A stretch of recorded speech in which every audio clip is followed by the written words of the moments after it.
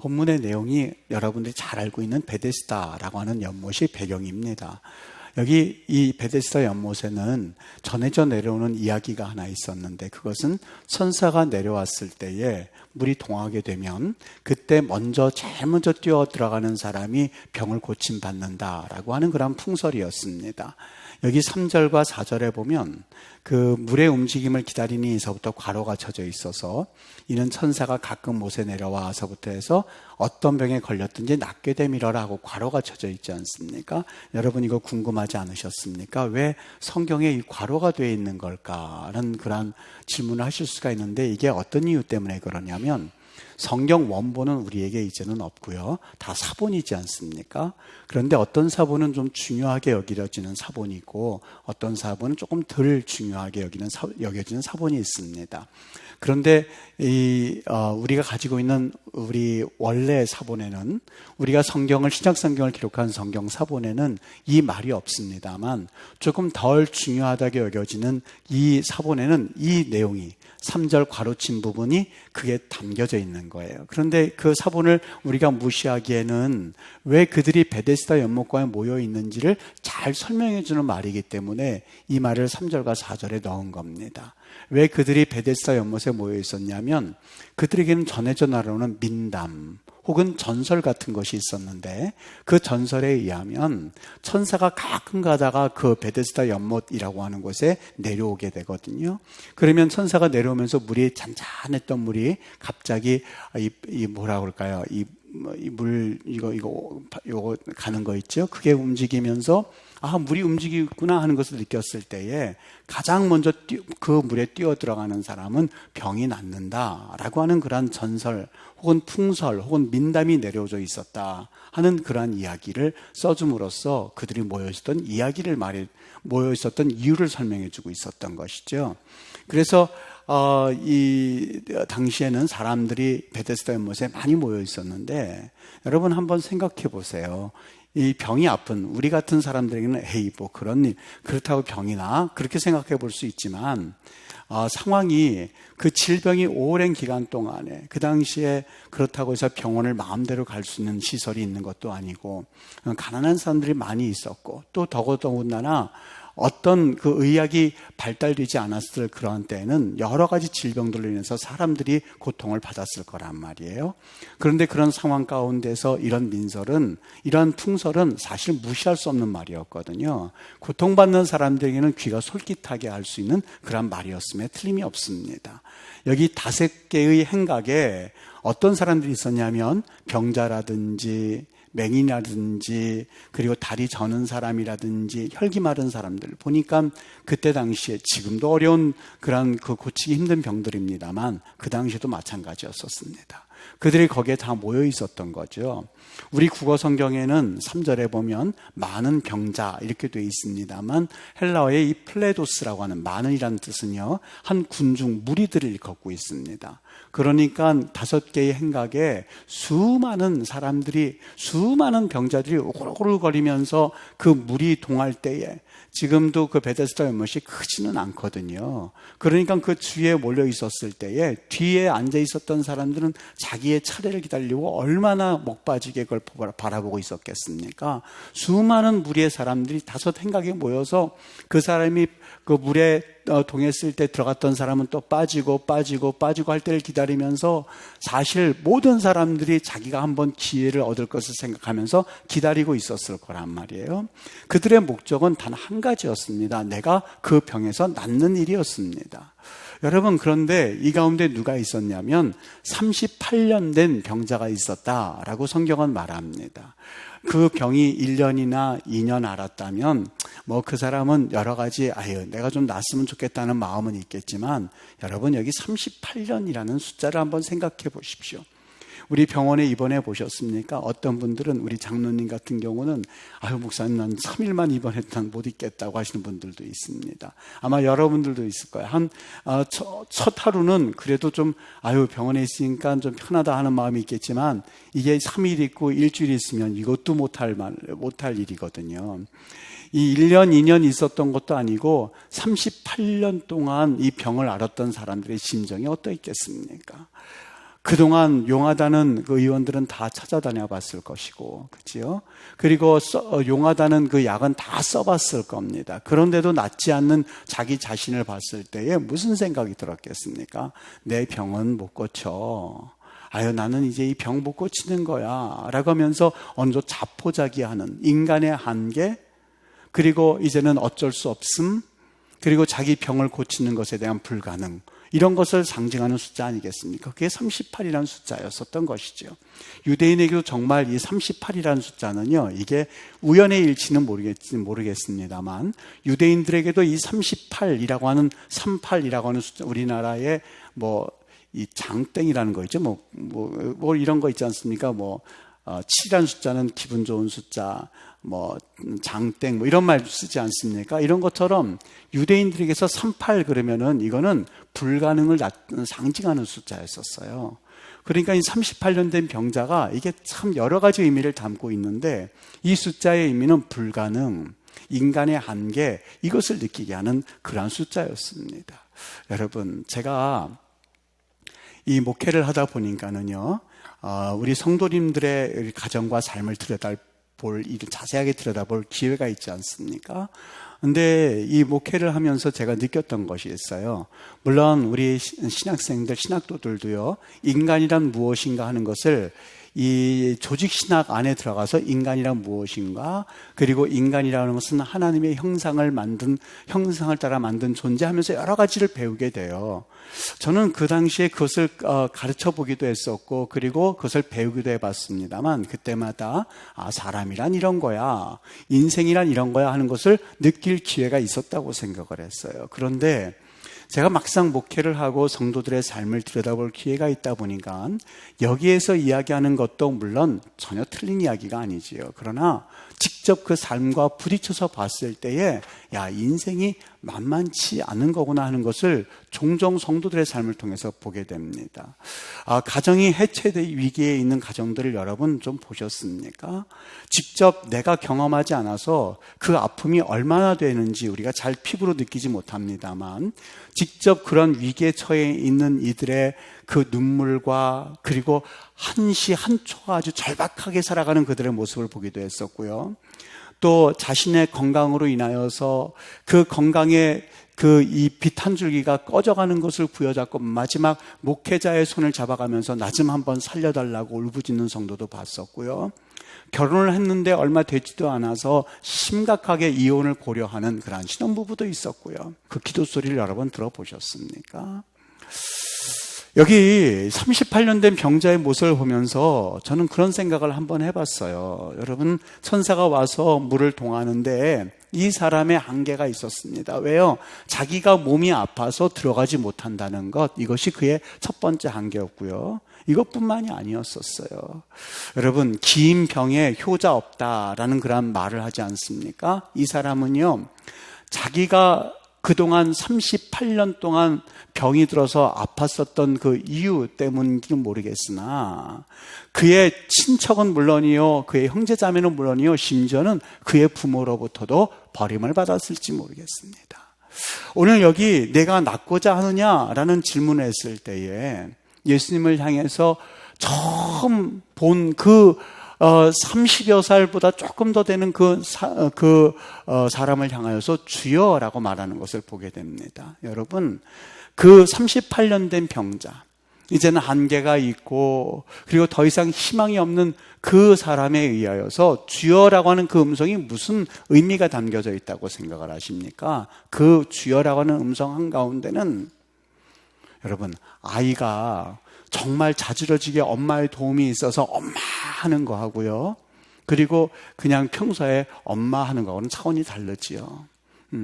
위급할 때에, 아주 절박할 때에, 누군가 자기에게 어려움을 주어서 막 데려갈 때에 엄마가 헤어지기 싫어서 엄마 하는 그 엄마는요, 그거는 단순히 엄마라는 그 음성을 이상을 뛰어넘습니다.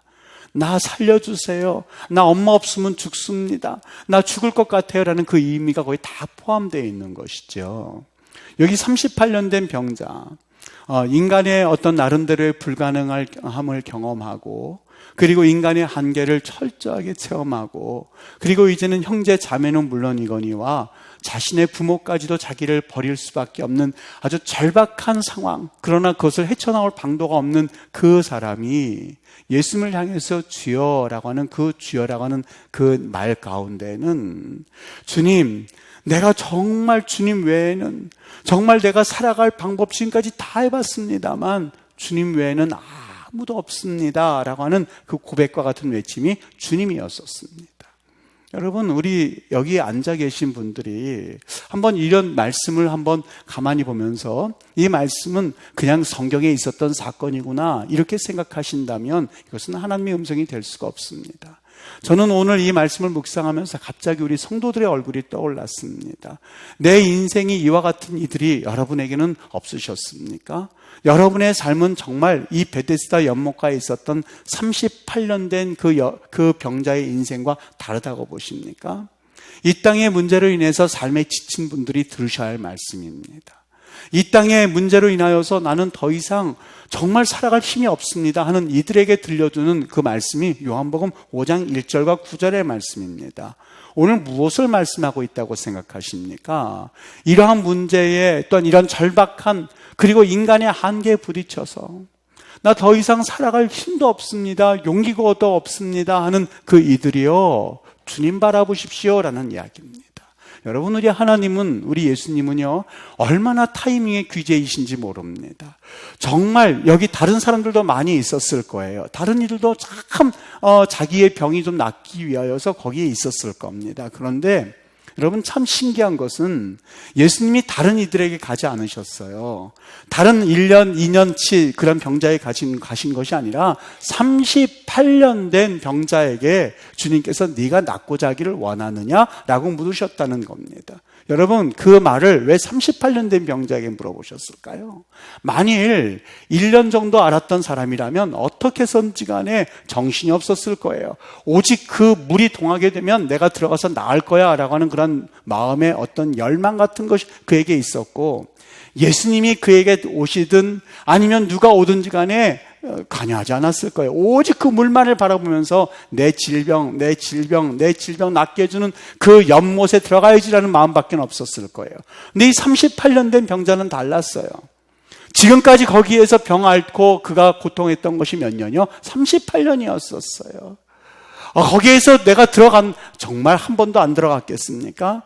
모르긴 몰라도 38년 동안 있었으면 아마 나름대로는 기회가 있었을 거예요. 그러나 그럼에도 불구하고 단 한 번도 그의 질병에 대해서 나았다라고 하는 경험을 해보지 못했던 이 38년 된 병자에게 주님께서 오셔서 주님께서 네가 낫고자 하기를 원하느냐, 낫기를 원하느냐라고 말씀을 하셨고 물으셨다는 그 이야기예요. 무슨 이야기일까요? 그의 마음 가운데는 이제는 내 병을 만질 수 있는 이는 하나님밖에는 없습니다 라고 하는 그 고백으로 주님 앞에 나아갔던 것이죠. 우리 하나님 앞에 왜 도움을 얻지 못한다고 생각하십니까? 그것은 한 가지예요. 내가 할 수 있다고 생각하기 때문에 그래요. 내가 무언가 이룰 수 있다고 생각하기 때문에 그래요. 내가 뭔가 이제는 나 나름대로 해볼 수 있다고 생각할 때에, 여러분, 그때가 정말 조심할 때입니다. 하와가 타락했을 때는 다른 것 아니었었어요. 그가 타락했을 때는 바로 주님 앞에서 하나님처럼 되고자 하는 마음을 가졌을 때에 바로 그 여인은 타락할 수밖에 없었던 거죠. 여러분, 정말 주님께 도움을 얻기를 원하십니까? 왜 하나님 앞에 우리가 도움을 얻지 못한다고 생각을 하십니까? 그것은 아직도 하나님, 난 할 수 없어요. 우리 주님 앞에 내가 정말 도움을 얻을 수밖에 없거든요. 주님, 내 인간의 그러한 여러 가지 계획을 해봤더니 실패뿐입니다. 아픔뿐입니다. 상처뿐입니다. 주님, 정말 나를 도와주세요 라고 하는 하나님 앞에서 두 손을 들고 주님 앞에 나오는 그 은혜가 있을 때 비로소 우리 하나님께서는 도우실 수가 있는 법이거든요. 여기 예수님이 내가 낫고자 하느냐라고 질문하셨던 이유도 바로 여기에 있습니다. 정말 그 여인 가운데에 정말 너는 나 자신은 할 수 없습니다 하는 것을 느끼는 그 시간이 있느냐 하는 질문이었었어요. 다시 말하면 그 여인이 주여 물이 동할 때 나를 넣어줄 사람이 없어서 내가 들어가지 못합니다 라는 그 말 가운데는요, 주님, 나는 정말 할 수 없거든요. 세상에서는 할 수 없지만 하나님은 할 수 있다고 하는 것을 저는 믿고 있습니다 하는 그 고백을 주님께서 듣기를 원하셨던 거예요. 바로 그래서 주님이 낫고자 하기를 원하느냐라고 물어보셨던 것이죠. 진정한 기적이라고 하는 것은, 우리 삶에서 진정한 기적이라고 하는 것은 다른 데서가 아니라 바로 마음에서부터 먼저 일어나야만 합니다. 마음이 회복되어야만 사실 기적의 시작이 됩니다. 여러분, 기도하는 목적은 다른 것 아니에요. 하나님 앞에서 그 마음 가운데서 믿음이 생겨나기 시작했을 때 그런 거 느끼시죠? 여러분, 때로는 상황은 전혀 바뀐 것이 없거든요. 눈을 떠도 그 상황은 그냥 진행되고 있어요. 마음 아픈 상황이 진행되고 있어요. 그런데 기도를 깊이 하다 보면 나도 모르게 하나님 응답하셨다는 것을 느끼는 순간이 있어요. 나 응답받았어 하는 순간이 있어요. 그러면 그때부터 불안감이 사라져요. 상황이 바뀌었기 때문에 아니요. 상황은 그대로예요. 바뀐 게 없어요. 똑같아요. 여전히 그 시간은 흘러가는 것 같아요. 근데 마음에 왠지 모르게 확신이 들고, 마음에 왠지 모르게 기쁨이 솟아오르고, 마음에 왠지 모르게 놀라운 일이 일어날 것 같고, 뭔가 일이 잘못되고 있는 것이 눈에 보임에도 불구하고 마음에는 하나님이 응답하셨는데, 하나님이 응답하셨는데, 하나님이 도와주시는데 하는 그 마음으로 그 시간들을 보낼 수 있게 돼요. 여러분, 이게 참 얼마나 중요한지 몰라요. 기적은 마음에서부터 시작되는 법이거든요. 축구 경기 좋아하시는 분들은 금방 느끼실걸요. 선수들이 그 운동장에 나가서 자기 기량만이라도 다 발휘하면 그나마 좋은 경기예요. 그런데 상대방에 의하여서 유럽 선수들이다, 아니면 아주 엄청난 선수들이다 하게 되면 벌써 마음으로 위축이 돼요. 그래서 자기 기량의 30 내지 40%밖에는 기량을 발휘하지 못하고 왠지 몸이 딱딱하게 굳어지는 거예요. 왜 그럴까요? 이미 기가 눌려있기 때문에 그래요. 그런데 그 기가 다시 한번 살아나게 되면 어떻게 하다 보면 팽팽하게 맞서다가 저 팀은 안 되는데 하고 맞서다가 방어만 하고 있다가 그 골이 한번 들어가게 되면 어떻게 돼요? 완전히 판세가 뒤집어지죠. 그동안 100% 기량을 해도 이길까 말까 한 팀인데 이게 한 번 골이 들어가서 뭔가 됐다 싶으면 자기의 기량은 200% 되고 300% 되고, 우리 2002년도 월드컵 때 경험하지 않으셨지 않습니까? 정말 엄청난 자신감이 붙으면 그거는 이 상대가 되지 않는 역사가 일어나게 되거든요. 우리 하나님의 기적이 바로 이걸 말하고 있었던 거예요. 마음에서 시작이 돼요. 마음으로부터 네가 하나님을 믿고 있느냐라고 하는 그 질문 가운데는 너는 이제는 한계가 있다는 것 알고, 너로서는 안 된다는 것 알고, 이제부터 하나님이 역사하시면 이루어질 것을 너는 믿느냐라고 하는 질문이 얼마나 중요한지 모릅니다. 여러분, 한 가정에서 한 남자와 한 여인이 자연스럽게 생활해도 변화를 꿈꾸지 않으면 그 가정은 희망이 없어요. 변화를 꿈꾸지 않으면 희망이 없어요. 여러분, 그 부부가 아무리 열심히 노력을 한다 한들 나 여기에서 이 가정 가운데 하나님의 역사가, 또 하나님의 기적들이 일어날 거야 라고 하는 마음의 소망도 갖지 않은 채 여러분 열심히 일만 한다고 정말 그 가정에 변화가 일어난다고 생각을 하십니까? 이거는 가정이나 개인이나 마찬가지예요. 여러분, 교회도 마찬가지입니다. 제가 가만히 저 선교센터를 놓고 기도하다가 한번 생각을 해봤어요. 하나님께서 우리에게 그 선교센터라고 하는 이름을 주셨을 때, 선교관이라는 이름을 주셨을 때에 하나님 우리에게 비전 주시옵소서, 정말 하나님 앞에 전도하는 모습으로 선교하는 역사로 우리가 삼겠습니다 라고 비전을 가지고 하나님 앞에 그 마음이 회복될 때에 하나님께서 이 천지 만물을 창조하신 하나님께서 정말 그 어떤 일이든 하실 수 있다고 여러분 정말 믿으시느냐라고 하는 믿음의 질문이라고 생각할 수 없지 않겠습니까? 여러분, 우리가 항상 하나님 앞에 변화를 꿈꿀 수 있어야만 해요. 하나님 앞에 비전을 가지고 한번 달려갈 수 있어야 봐야 돼요. 요나가 물고기 뱃속에 들어갔을 때에, 여러분, 요나는요, 제가 다른 거는 몰라도 참 하나님 앞에 불충성한 선지자입니다. 니느웨에 가서 말씀 증거하라고 그랬더니 정반대로 다리스로 갔었던 정말 대표적인 불순종 선지자 가운데 하나입니다. 그런데 저의 인식이 조금 바뀌었어요. 언제 바뀌었는지 아십니까? 요나서 2장에 가서 보면 요나의 기도가 나오거든요. 이런 기도가 나와요. 4절에 보면 내가 말하기를 내가 주의 목전에서 쫓겨났을지라도 다시 주의 성전을 바라보겠나이다. 이 기도가 물고기 뱃속에서 했었던 거예요. 7절, 내 영혼이 내 속에서 피곤할 때 내가 여호와를 생각하였더니 내 기도가 주께 이르렀사오며 주의 성전에 미쳤나이다. 9절, 뱃속에서요, 나는 감사하는 목소리로 주께 제사를 드리며 감사하는 목소리로 주께 제사를 드리며 나의 서원을 주께 갚겠나이다. 구원은 여호와께 속했나이다. 아유, 나 물속에 들어갔으니까, 그것도 물고기 뱃속에 들어갔으니까, 그것도 이제는 이 물고기가 어느 정도 육지와 멀리 떨어져 있는지 모르겠지만 난 이제 죽었다, 내 삶은 끝났다고선 에라 모르겠다고선 거기서 죽음을 기다리는 선지자의 모습이 아니라 뭐라 그래요? 내가 비록 여기 물속에 들어왔지만 하나님께 돌이키면, 하나님이 도와주시면 죽고 사는 거는 하나님께 달려있지, 아마 하나님께 달려있지 라고 하면서 그 물고기 뱃속에서 기도하는 그 요나의 모습이 그려지기 시작했던 거예요. 지금까지 요나의 모습과는 전혀 다른 모습으로 다가오기 시작했어요. 끝까지 포기하지 아니하고 하나님의 역사를 기대하고 네가 낫기를 원하느냐? 라고 하는 그 질문 앞에 주님, 인간은 한계가 있습니다. 내가 해보려고 그랬더니 잘 안 되네요. 내가 그토록 애써봤더니 하나님 아무것도 남지 않았습니다. 오직 주님밖에는 없습니다. 라는 그 이야기의 38년 된 병자의 모습이 바로 여기 오늘 요나의 모습과 동일하구나 하는 생각이 들기 시작했습니다. 여러분, 이 한 청년이 있는데요, 이 간증하고 제가 말씀을 맺도록 할 텐데요, 3년을 우울증으로 고생한 청년이 있었어요. 지독하게 가난했습니다. 기름때 찌든 작업복이고 기계를 고치는 이 공돌이었는데 이 사과를 팔고 산동네 다니면서 판잣집을 다니면서 양말을 팔기도 했었고 그런 사람인데, 그래도 그 마음 가운데는 하나의 꿈이 있었습니다.